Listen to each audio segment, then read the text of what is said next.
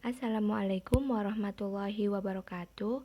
Hello everyone, my name is Farah Febriani Fajrin from the class, and I would like to present about educational attitude and culture in America. The first thing we have to know is what is educational attitude. Educational attitude is the behavior, attitudes, and disposition that are applied during the learning process or education. And what is culture?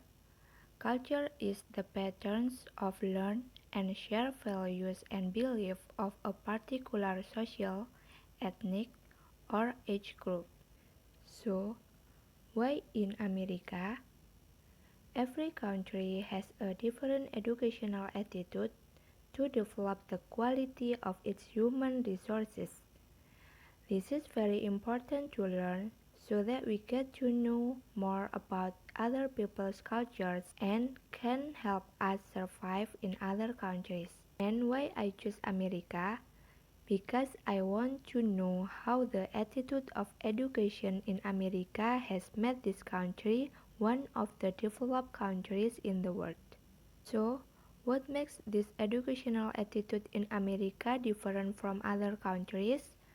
The first is about diversity in education, and the second is about active participation, and the third is about teacher-student relationship, and the fourth about independent learning, and the fifth about honor system, and the last is about the competition at school or university. First, we're going to talk about diversity in education America. There is considerable variety in classroom for each university in America. No two courses are identical. It is because teaching method and curricula are diverse. For example, higher education in America has various levels including 1-year college and 2-year college. Most of those who take part in this program only intend to take training programs related to their work, or for older who want to pursue something they had not had the chance to do when they were young. Usually, this program is intended for those who are the age adult, including middle-aged students and senior citizens, and 4-year college. This program intended for those who are currently pursuing a professional degree. In the second one, we talk about active participation.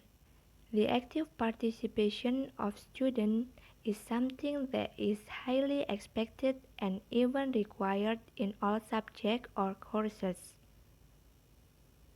Many teachers give grades to their students based on how active they are in the discussion in class and on their oral presentation.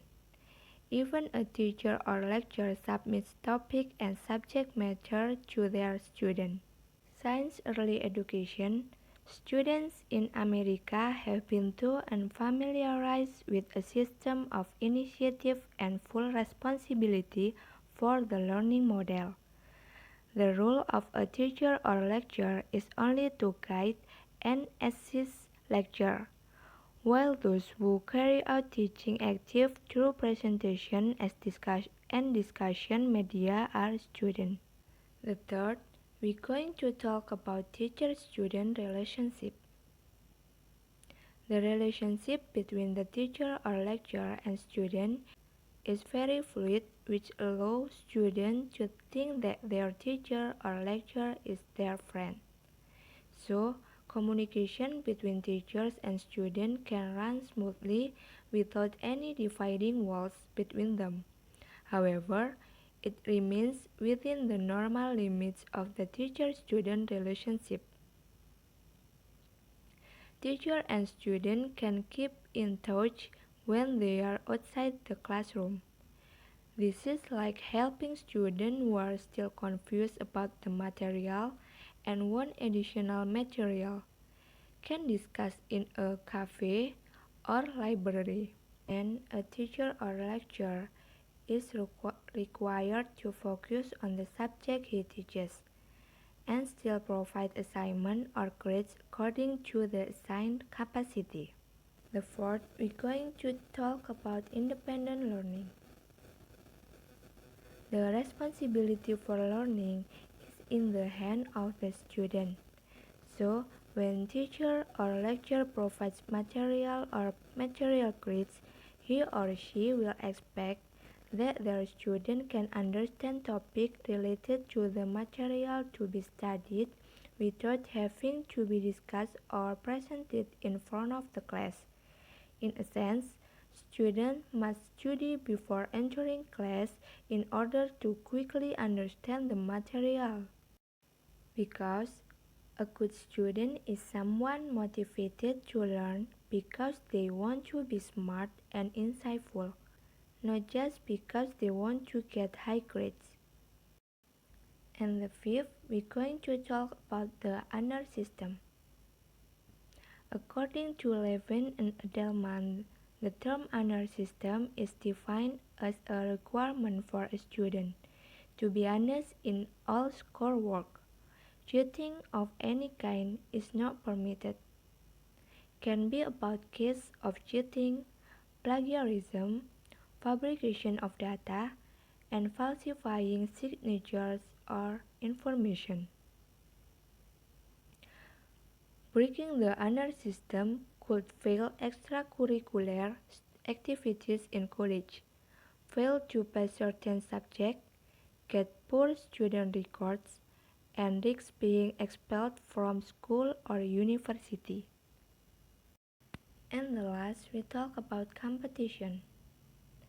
When it comes to competition and grades at school or university, there are two relationships. The first is a cooperative relationship. It's a relationship that is described in which a student will easily cooperate, help each other, and share information related to lessons at school. Usually occur in institutions of courses or other informal education establishments. Since their passing criteria are only pass and not pass scores, usually they will work together to share information and knowledge with their friends. And the second is competitive relationship. Occur when a student prefers to work and study alone, and usually will object to sharing information related to lessons at school.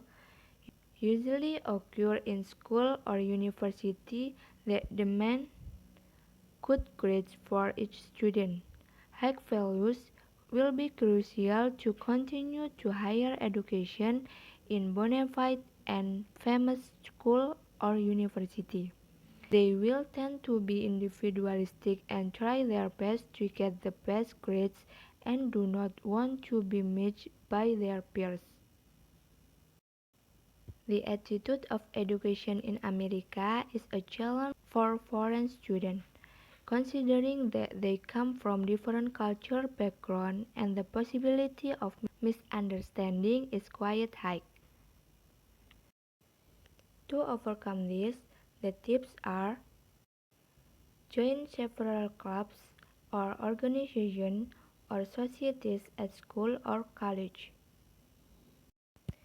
And never hesitate to always ask questions and take the initiative first.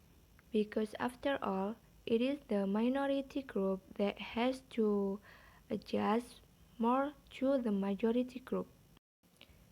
So, by getting to know other people's cultures better, the possibility of surviving in another country will be even greater. Thanks for watching. Wassalamualaikum warahmatullahi wabarakatuh.